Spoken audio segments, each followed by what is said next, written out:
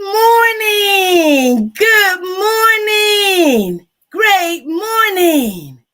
Before I do anything else, I'm going to say thank you. Thank you for waking me up this morning. To God be all the glory. And y'all know we need to get this energy started. So let's go. My mom's favorite song.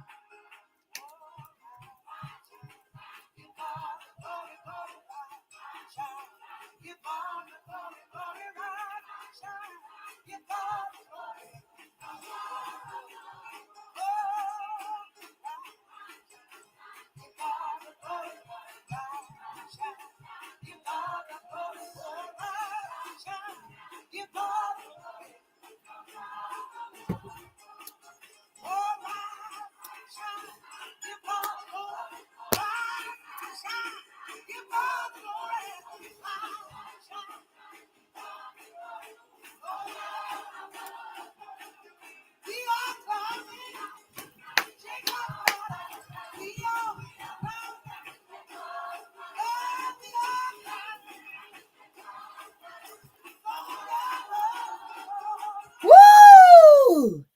My mama, Helen Jones Lamar Hall Taylor, used to sing Rise, Shine every morning for her 6 children to get up. Oh, how I love my mama. Rise, shine, give God the glory, even if you don't know him yet. Because it says every knee shall bow and every mouth and tongue shall confess he is. So welcome to January the 22nd Perspective with Edwina B, y'all. Miss Cuckoo for Cocoa Pops, as you can see on the AA Daily Reflections reading for today. Let's keep it simple. Incorporating the 5 agreements, right? Y'all got to get this book.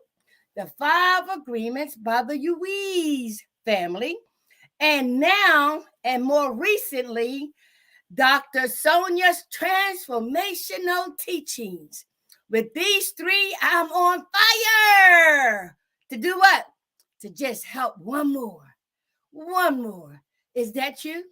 And so Rise and Shine says, I need to give God the glory, the acknowledgement, the hallelujah, the praise, right? Because I am aware who I am and whose I am. And so for that, I honor my God. Because on February the 22nd of 1990, in the streets of Philadelphia, 3 o'clock in the morning, I was getting high with my stepson, both of us 34 years old, after getting high together all night and into the morning, doing all kinds of sexual favors, right, for him, right? And when it was all said and done, he wanted to harm me like any bitch in the street. Under the influence, we transform. And so when he got out the car, right, and hit me once, I started running for my life. And as I was running, I got a flashback from my past. If I just get underneath the bed, he can't get to me, right? And so when I saw the slew of parked cars, right, I said, if I just get under the car, he can't get to me. And I only weighed 90 pounds at that time. Face was sunken in, skin was dark circle around my eyes, hair all matted, and I was just about toothless. But I tell you, when they said knee bowing experience, you're going to get yours if you haven't had it yet. That was my knee bowing experience. At the age of 34, how, Edwina, did you get underneath a parked car? You were one of the most likely to succeed. You were the vice president of your class. You was the co-captain of your cheerleader team. You had aspirations of being a model, an actress, right? A phys ed teacher. And you wanted to what? Be used, all right? How did you get underneath that parked car? Then the ugly side of addiction showed its face as well. The flashbacks of the rapes, the beat ups, the setup, being spit on, called all kinds of names, passed around like a bucket. Attempted suicides, right? Jumping in and out of cars, jumping out of windows. Yes, crawling on the floor. How at the age of 34, Edwina, did you get underneath this parked car?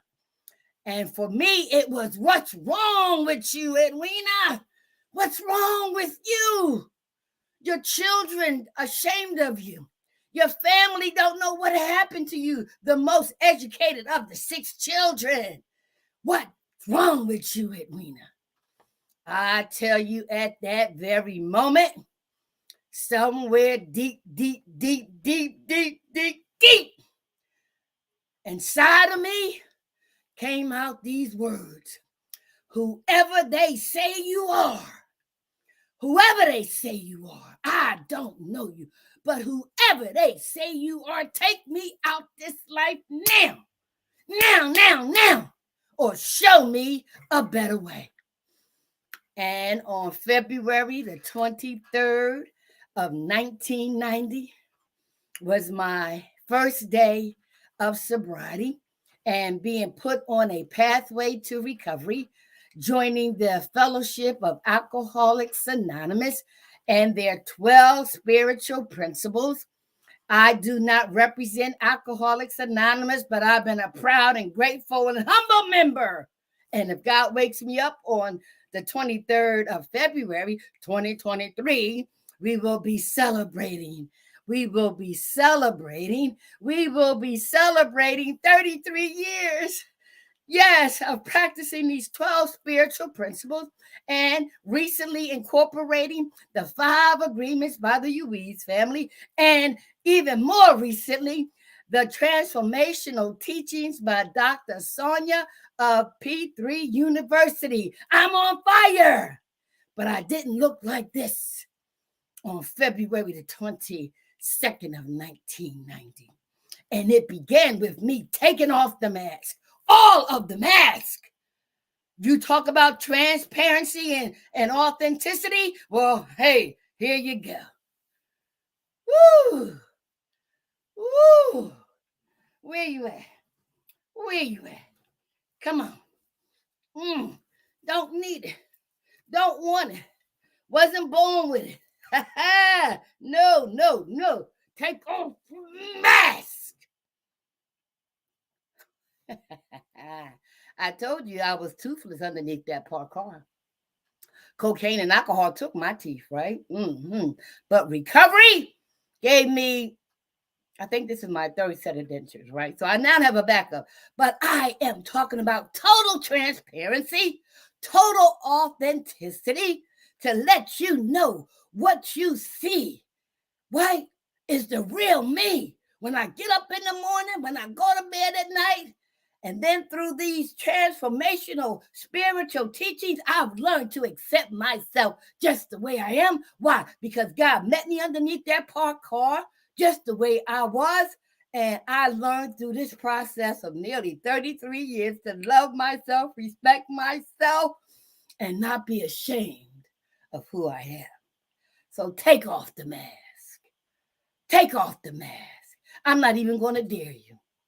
I just want to encourage you, if you want to know total freedom, begin to take off the mask, because it's not about the messenger, it's about the spiritual message. All right, let's get going to the topic today. Okay, listen, one day you're going to see me record live like I do on stage, like I do with my presentations, like I do with my groups. I take off my mask so that whoever my God is preparing me to touch, and maybe just one, that they see the real me. They see the real me and can connect spiritually. This girl, this servant is the light, the truth, and the sharing love from our God, who I have embraced during these almost 33 years, but who I didn't know in the beginning. Because I was told that God was a punishing God. Oh, how they lied to me. And so through the Ruiz 5 agreements and the 12 spiritual principle, particularly the 4th step inventory and the 5th step exact nature, I found out that there's nothing wrong with you. Something happened to you. Oh, what a relief. What a relief. And all I had to do is be willing to go back to find out what happened. Where those attitudes, ideas, behaviors, actions, right? Belief system was first formulated by whom, and what situation and what circumstances, and how they were perpetuated and increased during my addiction. Oh, yeah. Oh, girl, listen. But today, I've been prepared by my God to be sitting before you and to be prepared to sit and stand before others for his glory, not mine. You know I'm cuckoo for Cocoa Pops, right? And I love me today, y'all. I love me today. But I love my God more because he created me and he created you. All right, so where are my glasses? My glasses done fell down. All right, let's get to the reading today. All right.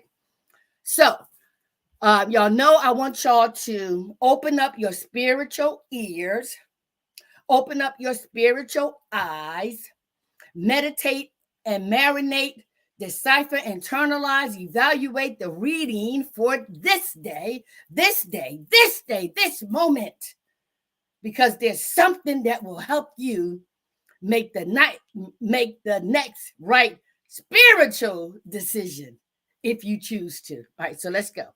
I'm going to read it, and then we're going to come back and decipher it. All right. It says here, okay, January the 22nd, let's keep it simple. And this is from our co-founders, Dr. Bob and Bill W. They quote from page 214 of the AA Comes of Age book. And the quote reads, "A few hours later, I took my leave of Dr. Bob." Okay, so this is Bill talking about Dr. Bob. The wonderful old broad smile was on his face as he said, almost jokingly, "Remember, Bill, let's not louse this thing up. Let's keep it simple." I turned away, unable to say a word. That was the last time I ever saw him. And the person in recovery writes, from his perspective, after years of sobriety, I occasionally ask myself, can it be this simple?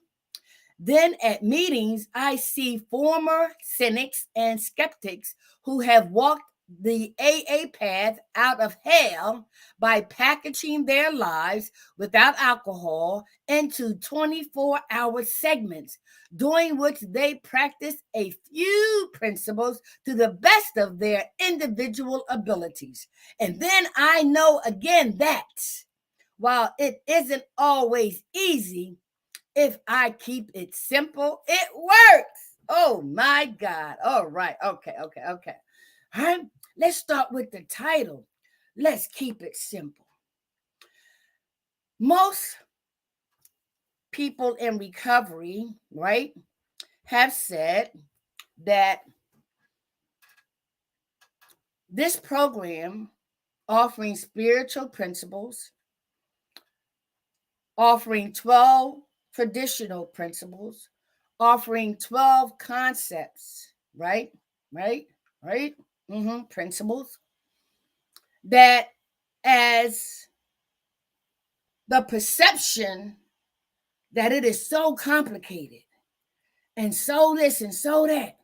But the reality is, and I've learned too, it's really simple. I complicate things. Why? Because of my ego and my pride and my resistance to change. And that's why they say in how it works, honesty, open-mindedness, and willingness will set you on the path of spiritual growth to achieve a psychic change that is needed. When I told you I went way, way, way, way, way, way, way, way down, that spot was reserved for the Creator himself. That when we call him in, and he knows when we're ready, that light will begin to illuminate. From that point on, I practice keeping it simple. All right.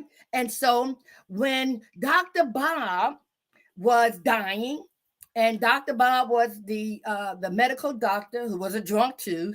Yes, he was a part of AA, right?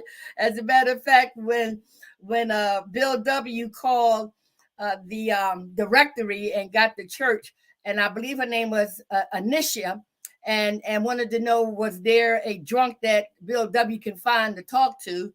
And the first thing she said, well, yeah, his name is Dr. Bob. Can you help him too? So these two, along with many others, right, formed this fellowship after learning previously from the demise of the Washingtonians and the Oxford group that would call Jung, right, perspective and saying that what y'all need is a psychic change, right? Divine intervention, a divine providence to address your known disease of alcoholism. We have a disease. We are not bad people. We are sick people trying to get well.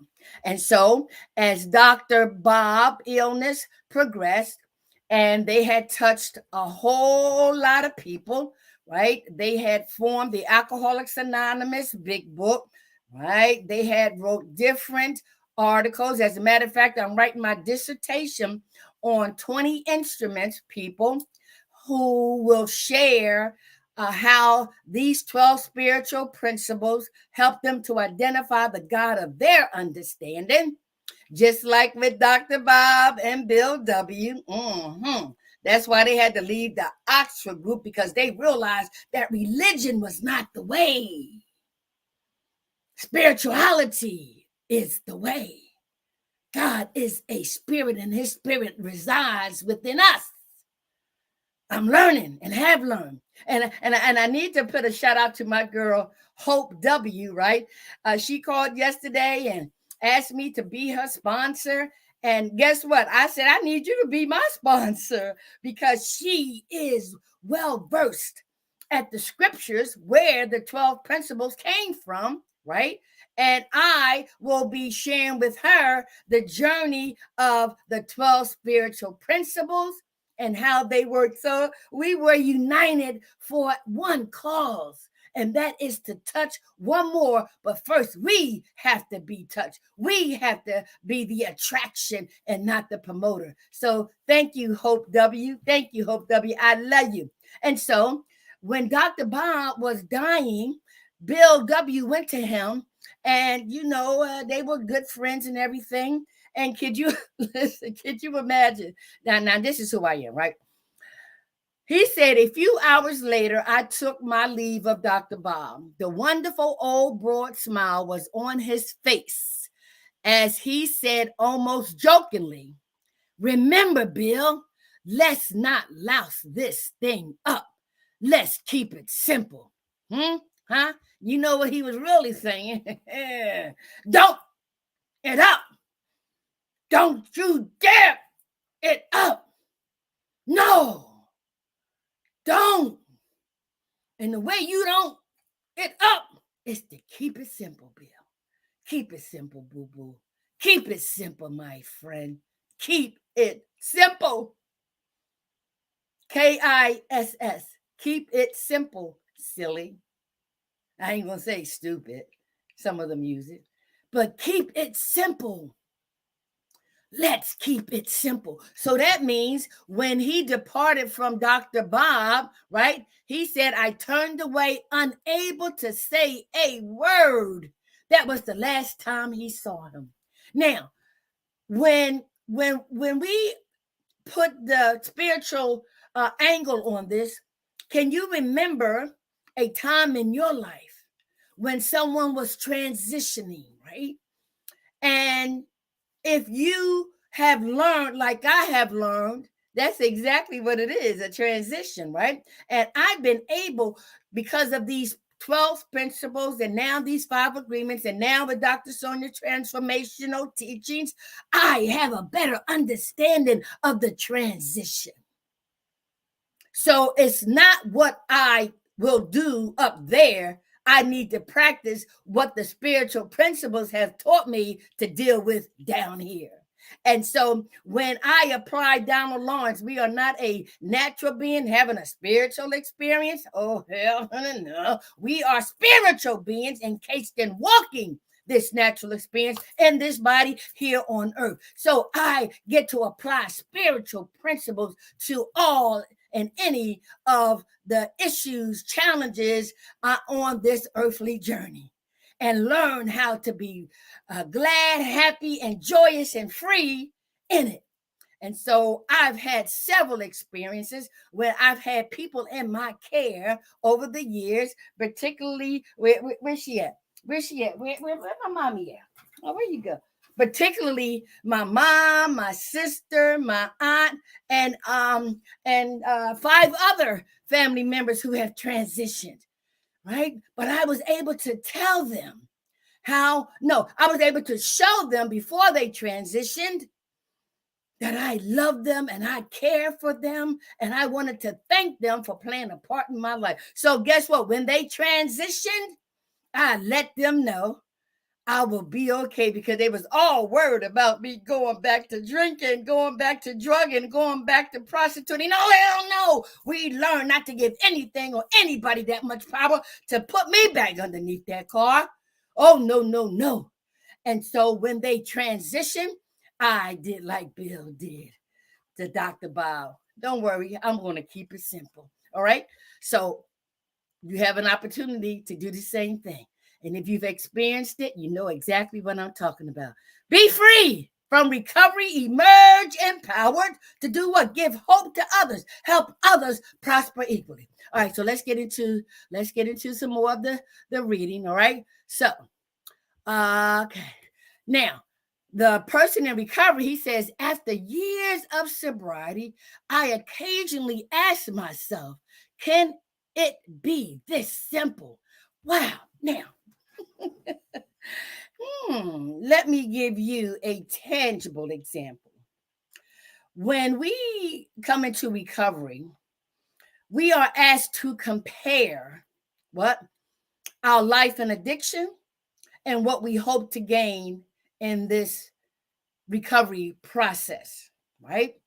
And so I shared with y'all a few episodes ago how those individuals who were at the rehab and were on my care team asked me to share my pattern whenever I picked up a drink or a drug. After I shared my pattern, they asked me, Edwina, do you think you are powerless over alcohol and that your life was unmanageable? Mm-hmm. And I said, oh, hell yeah. Mm-hmm.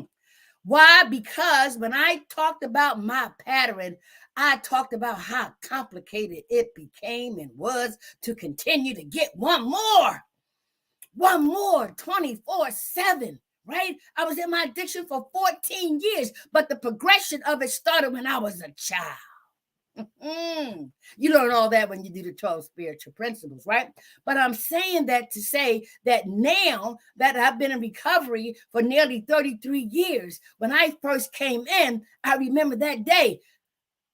Take me out or show me a better way. Show me a better way. Show me a better way. And so I began to stop telling myself the old things I used to tell myself. It ain't gonna work. It ain't gonna get better. There's no hope. Oh, hell to the no. The impeccable, being impeccable with your word, as the first agreement from the 5 agreements states. No. He chose me. I didn't choose to come here. He chose me for the purpose of staying sober so that I can prepare you, mold you, shape you to help somebody else. Right? And so I had to relinquish practice relinquishing self-will, and practice, again, not knowing about this God, right? The principles of the 12-step program, which appeared to be so simple that I didn't believe it. But the more I practiced it, the more I took suggestions, the easier it became. And guess what? In the midst of turbulence, my first 90 days, right? I left the husband that was dying of cancer. I was diagnosed with cervical cancer. I was sucker punched 3 times by one of the girls in the recovery house, right? My brother, who I turned on the crack, tried to commit suicide, right? I had some challenges in the first 90 days. But we learn and we practice not giving anything or anybody that much power again. So I took the suggestions by revealing what I was trying to conceal in order to heal. Yes. And I kept that journal for nearly 4 years off and on that talked about the transition of leaving that world, not knowing what was in front of me, but it had to be a lot better than what was behind me. But I saw how complicated that life was, an addiction. Oh, no.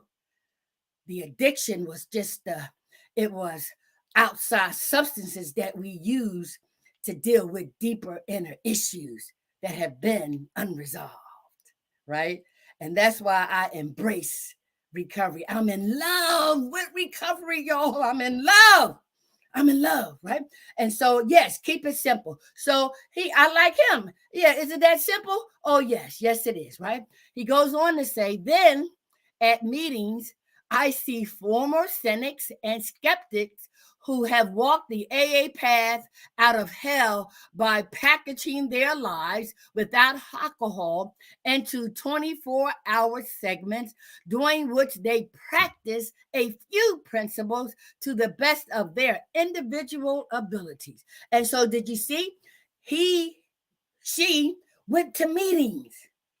We went to the hit house, didn't we? We went to the bar, didn't we? We went to the brothel, didn't we? Okay. So we came where the information was, where the information is, for that spiritual transformation to take place unknowingly to us. We had no clue what was going on. No, we didn't, but we knew we didn't want to go back there. Oh, hell to the no. And so by her coming to meetings, I still make my meetings every day. As a matter of fact, I'm going to one today at 9 o'clock. I'm always and will always remain connected. Why? Because I know where the help is, and not just the help, the spiritual help, right? Not to live in the past, not to live in the future, but to live presently. I can breathe right now. Whose breath are we breathing? That's in our lungs, our Creator. So if I am present right now with just my breathing, that's how grateful and humble I am and keeping it in this moment. And by practicing that, we are creatures of habit, right? But I got this information by going to meetings to learn how to stay sober and helping other alcoholics achieve sobriety, right? Like my friend Hope W. Yeah, we're going to be working on the steps. I got some other sponsees, right? Because I don't normally sponsor people. God uses me in a bigger form, but guess what? She got something that I need. She got something that I want, and that's a better understanding, right, of the Bible, right, and where the spiritual principles came from, and the fact that I'm writing my dissertation on biblical studies. What a perfect partnership. So we go to where the help is. She called me because she know I have what she wants and what she needs. And I said, you got what I need and you got what I want. So we are going to be pairing up, right? Because we got out of our comfort zone. We recognized that we needed help. And that's why, in the 5 agreements, when it says, don't take anything personally. Meaning that somebody thank you this and somebody thank you that, and you relapse this and no. I've learned not to take anything personally, pat on the backs or criticism or judgment. Why? because it's that person's opinion and not God's. Okay. I so as keeping it in 24-hour segments is the key. Now, you know what? I don't really have to rush today, right? And so good. Thank you. Even though it's 7 o'clock, I can go to 7:30, right? On Sunday. So remember that, right? So when he continues to say, and then I know again that while it isn't always easy, if I keep it simple, it works.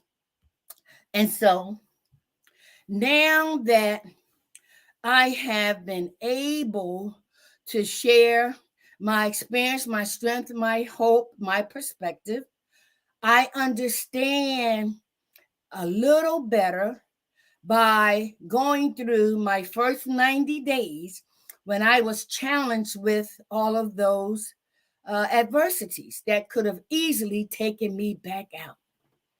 But I remembered taking the suggestions that says, reveal what you're thinking. Tell somebody what you want to do. Huh? Reveal. Because that's been our problem. We've been concealing things, but God knows everything, right?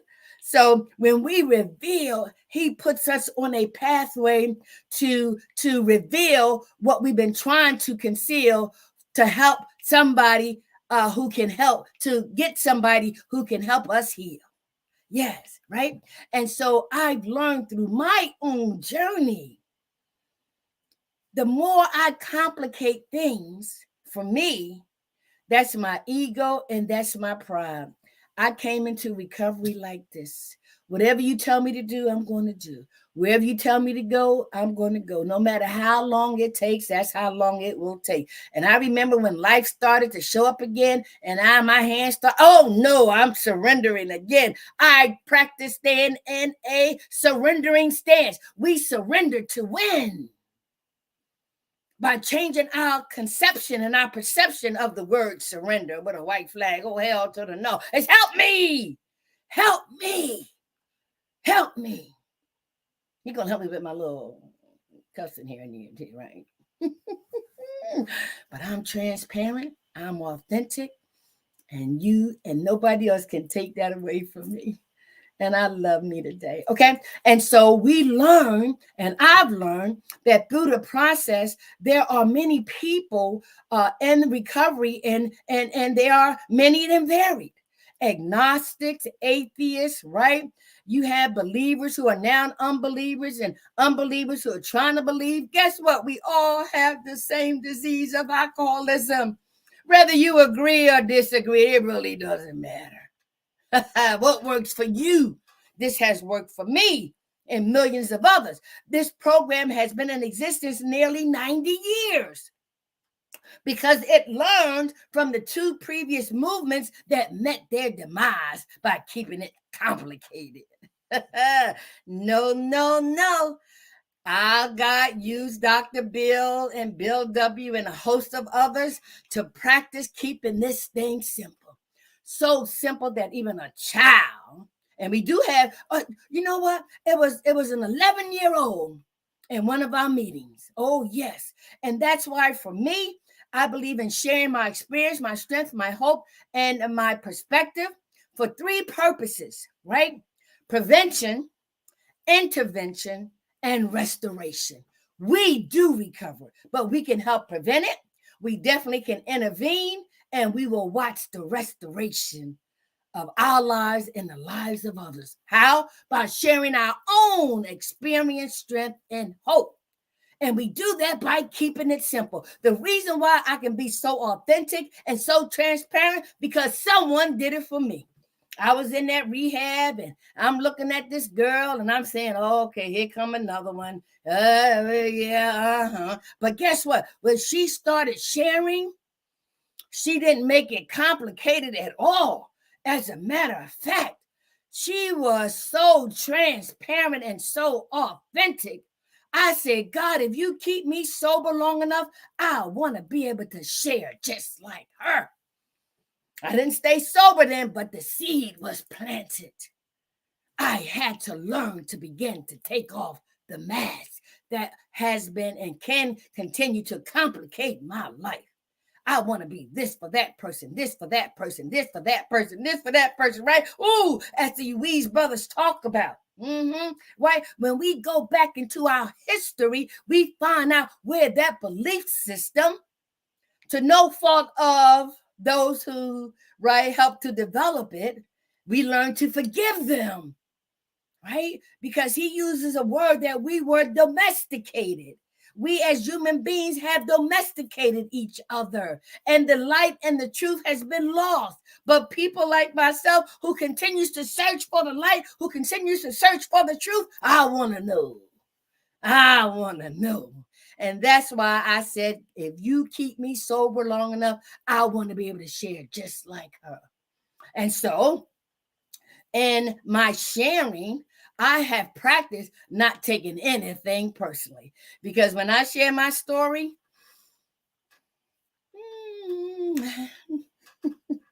and I tell the truth,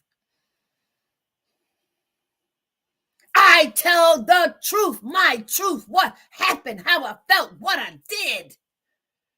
And if it helps you, fine, but it's helping me the most, because I get reminded of how far I've came by applying, internalizing, right? Dissecting, performing surgery on these 12 spiritual principles so that I can continue to be used by my God. So I practice not taking anything personally. And I remember one time I shared my story, and in the beginning, I was around a lot of people of a different color, white people. And we have different walks and different cultures, right? But I could only share my story. And when I shared my story, you had some people fainting and lady.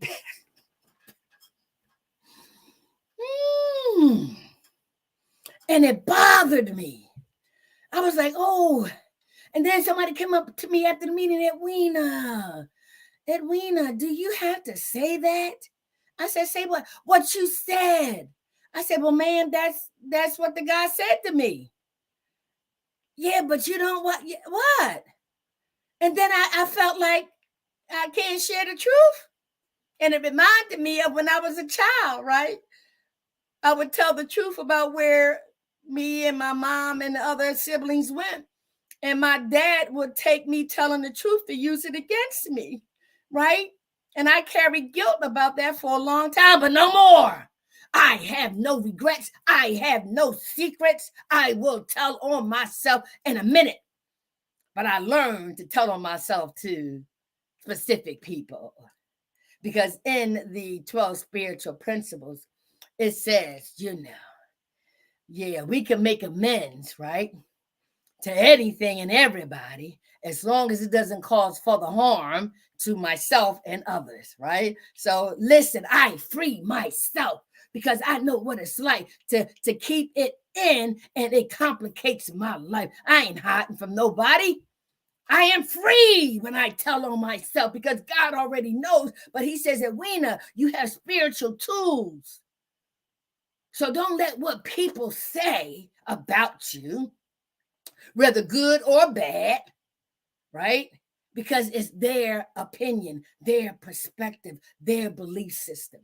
And so my sponsor, when I went back and told her, she said, Edwina, what? You shared your story. If that lady had a problem with it, that's not your problem. She said, how many people came up to you and said thank you? I said, at least 75%. She said, well, that's who the message was for. And it helped me to take off the mask of trying to please people. When I had all these masks on, it just complicated things, right? Because I'm trying to please everybody and lose myself in the interim. Oh, no.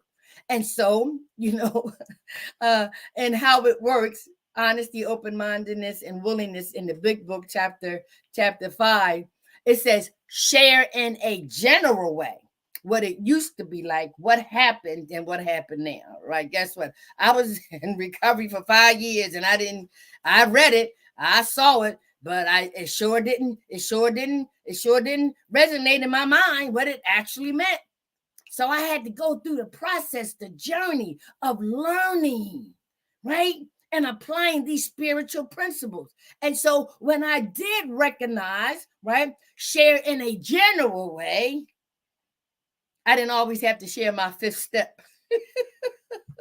People started walking out the room. Oh, I know what she's going to say. People started, oh, don't go to there because that don't mean it's something. No, I'm not afraid anymore. I'm not intimidated by any man or any woman. No human being. No, I'm not. It was God who met me underneath that car just the way I was. It was him who could do for me what no human being could do. So you think I'm going to continue to take things personally? The 5 agreements say, don't do it, boo-boo. Don't do it, right? And then, in keeping it simple, they also share these 5 agreements, right? Incorporating them in my 12 spiritual principles. Don't make assumptions. Did you hear me? How hard is it for you to be, one, impeccable with your word, meaning don't sin against yourself. When you learn to not sin against yourself, you will learn how not to sin against people, judging, criticizing, gossiping, and things like that, right? So it says when you are impeccable with your word, you want to be the light. You want to be the truth. You want to just show love, starting with yourself, and you'll do it with others. That's 1. 2, if we practice not taking anything personally, right, we will understand that my perspective is different from yours because my belief system is different from yours because why? We are all human beings, but we all have our individual journey. So why should I take anything personally that anybody says, even within my own family? We are all different spirits created by our God, right? And so then assumptions. Don't make assumptions. And when we make assumptions, and guess what? We share the story in our head, right? We're the ones who coming up with the question and the answers and the justification and the rationalization, and we ain't even open our mouth, right? Don't make assumptions. I could not make assumptions that this guy who I didn't know was going to put me on a pathway to recovery, or that he was going to take me out this life. I left that up to him, right? I didn't assume either way. I said, I give it to you. I give my life to you. I know what's behind me. I don't want to go back. I don't know what's in front of me, but you do. So I need to practice not making assumptions about this, about that, about this, about that. I just need to practice being in the present. And I have the practice of asking questions so that I don't assume. People say, Weena, listen. Particularly my grandchildren, right? They got their little friends and their little boyfriends, right? They meet their grandmother, me. I had a whole list of questions for any and all of them. And it would make my grandchildren so embarrassed and whatnot. But guess what? That's okay. That's okay. I know why I'm doing it, right? I'm not going to assume nothing. Nothing. If you are in my life, you are part of my grandchildren's life, I'm going to ask the questions. Why? Because I don't want to make any assumptions. And that goes for anything and everybody. The more we practice not making assumptions, the more we ask questions and ask for clarity, we no longer have to rely on our stinking thinking. Let me give you one example, right? And it has it in the 5 agreements. The boy and the girl had a date. The girl was late. Her phone got cut off. The boy at the house cooking dinner. right? She's a half hour late. He's calling. No answer. So he begins to assume, not, was she in an accident? Was her phone off? No, we always assume the negative because that is our belief system that we have been taught to think negative and not positive. And so when she does come and she goes to explain what happened, he don't want to hear it. They get into an argument and she leaves. Right? Why? Because he made the assumption. Opposed to calming himself down, waiting, occupying his time. And when she came in, he was like, baby, you okay? What happened? What happened? So don't make assumptions. And so the fourth agreement, it says, always do your best. And so in Alcoholics Anonymous and these 12 spiritual principles, we learn to practice doing our best at each and every moment. Why? Because we don't want to give anything or anybody that much power, not to make us drink again, not me, but to steal our joy, our peace of mind, our tranquility. No. So with the 12 spiritual principles, the serenity prayer helps us a lot. God, grant me the serenity to accept the things I cannot change, courage to change the things I can, and the wisdom to know the difference. And then they also taught us how to apply it to people. God, grant me the serenity to accept the people I cannot change, courage to change the person that I can, and the wisdom to know that that person is me. When we come across adversities or challenges during the day, because life deals us a hand and we don't know what's underneath those cards, but guess what? We know the original dealer. And by applying spiritual principles to any earthly matters, right, we will never, one day at a time, if we practice, fall short. We will always succeed. That's his promise. Call on me. Humbly ask him to remove your shortcomings, my shortcomings. Step 7, I told y'all the other day, listen, Edwina and her self-will is still there.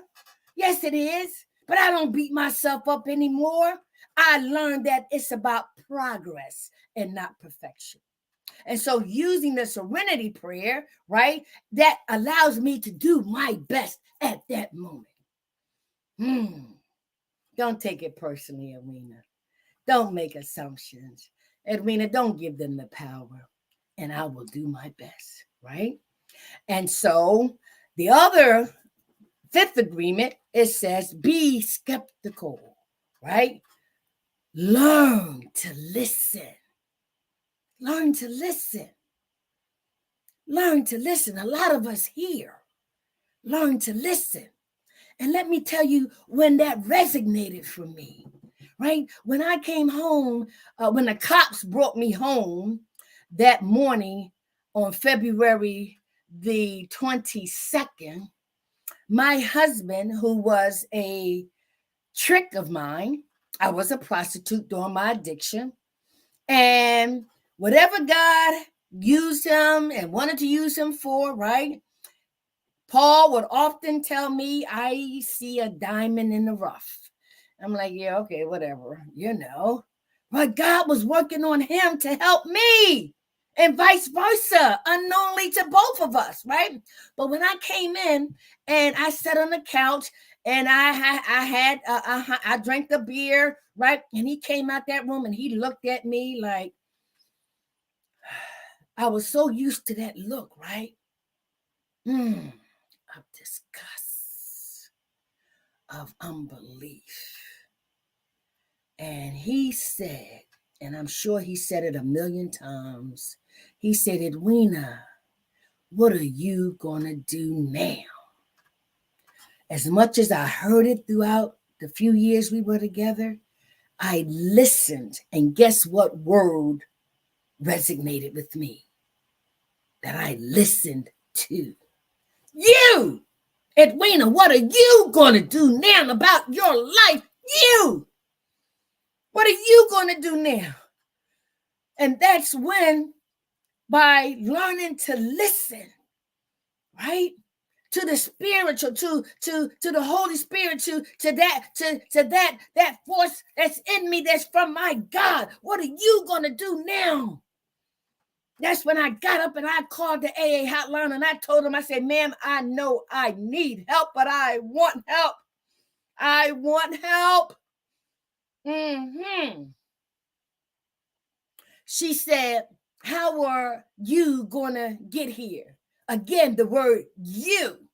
I was so used to my husband taking me, doing this and doing that. I say, ma'am, I'll walk if I have to.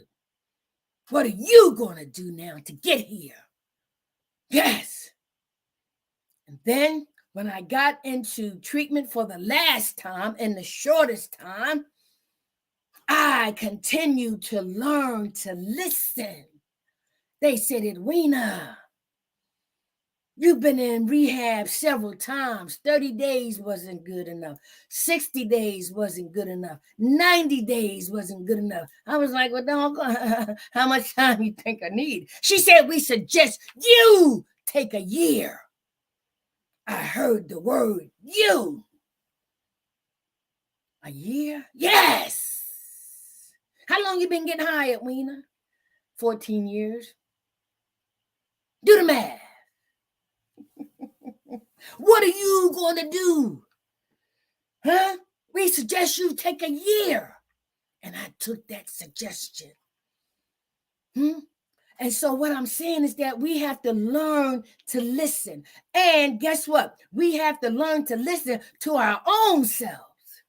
In recovery, they say, listen, I got the meeting. I got the call. I'm the president. I'm the leader. I ask the questions. I give the answers. It's all in my head, right?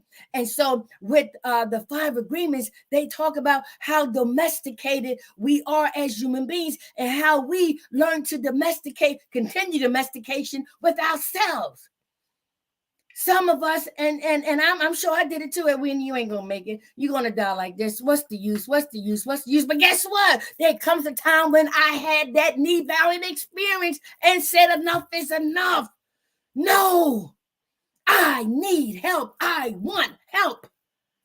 And I learned to listen to my spirit within, who's cries out and said, I'm here, I'm here, I'm here. Let me help you. Amazing grace, how sweet the sound that saved a wretch like me. I once was lost, but now I'm found, was blind, and now I see. Your grace and mercy brought me through. I'm living this moment because of you. I want to praise you and thank you too, for it was your grace and your mercy that brought me through. Early in my recovery, I had this simple prayer. God, don't let nothing come down the pike today that you and I can't handle.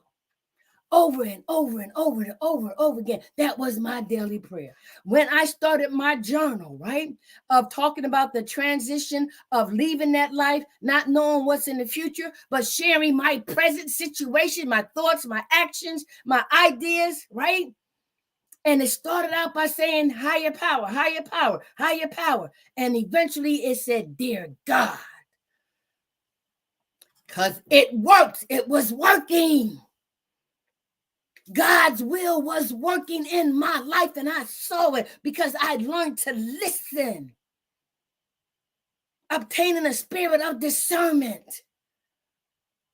There were times when I heard things that I wanted to hear, and there were times I tell God in the fellowship, look, I'll be right back. I ain't trying to hear nothing, but only to come back. Progress, not perfection. To the point now I don't want to deviate from nothing. And I'm going to tell y'all what keeps me grounded, spiritually grounded. I ask myself, Edwina, is what you're going to say, what you're going to do, is it going to feed the flesh or is it going to feed the spirit? What are you going to do, Edwina? You, that word, you. Woo. I got a few more minutes, okay? All right. And so when it talks about here in the reading, so let me go back to the reading, right? When it talked about keeping this thing simple, okay? And let me read it again. He says, a few hours later, I took my leave of Dr. Bob. The wonderful, right, old, broad smile was on his face as he said, almost jokingly, but he was serious as a mug. Remember, Bill, let's not louse this thing up. Let's keep it simple. Bill turned away, never to see him again, right? And it has been working ever since.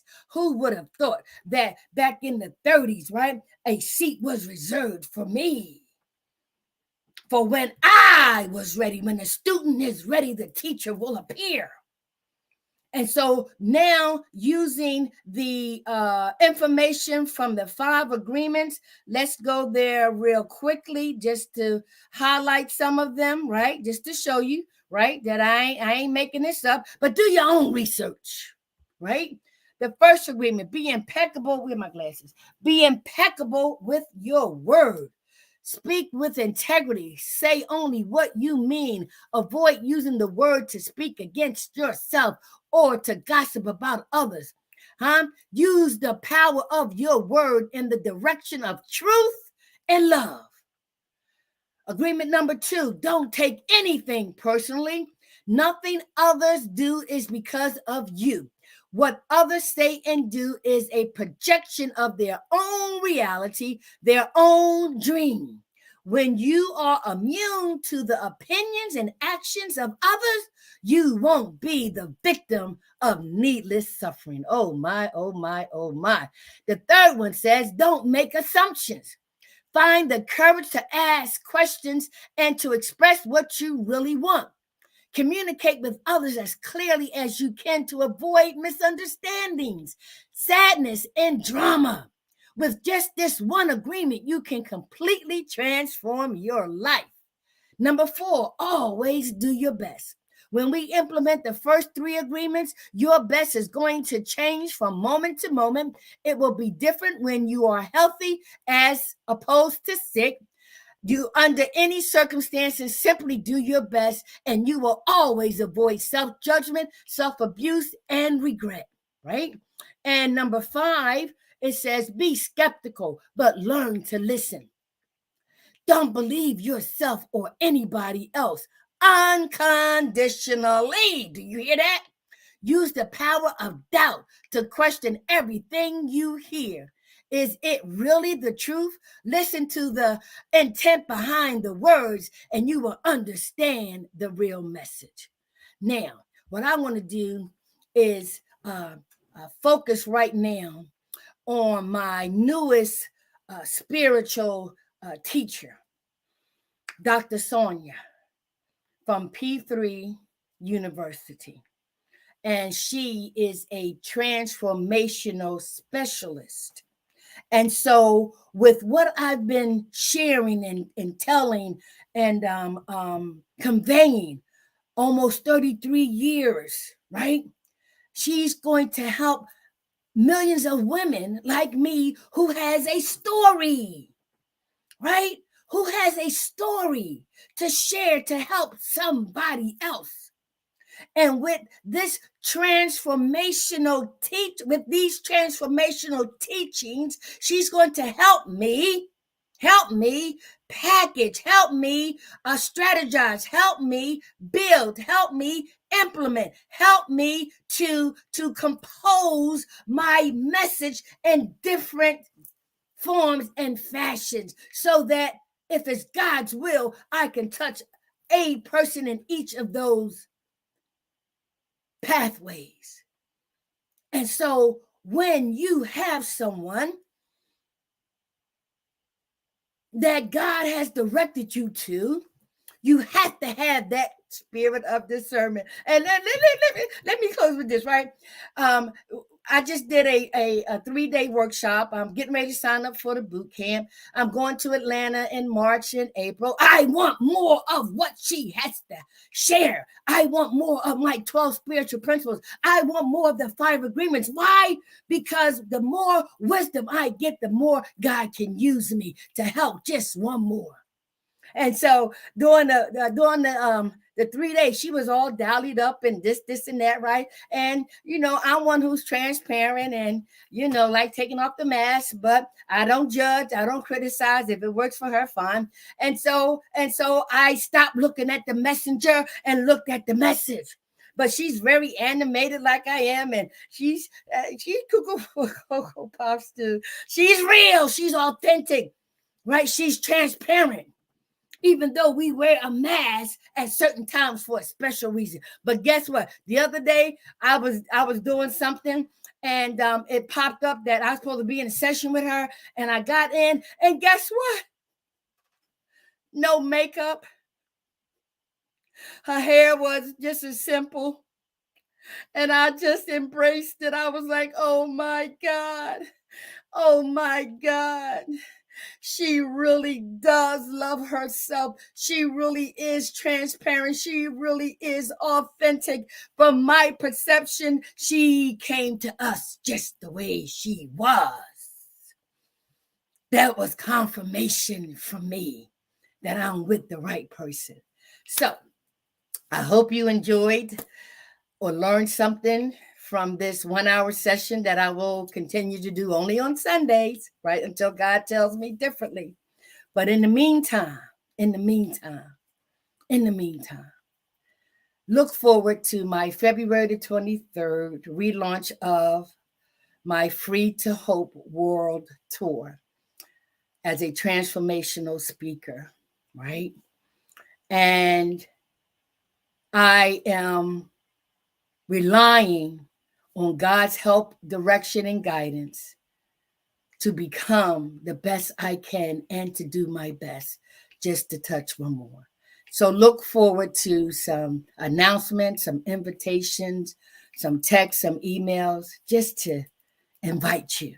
Whether you come or not, that's on you. But I'm going to be there. Even if it's just one person, that's all I need. To God be the glory. Enjoy your day, right? Practice staying in the moment. Be of service to your brother, right? And become that servant for the God of your understanding, because he loves us all unconditionally. Be safe. And if it's God's will, we'll see you tomorrow. Thank you, Lord. Thank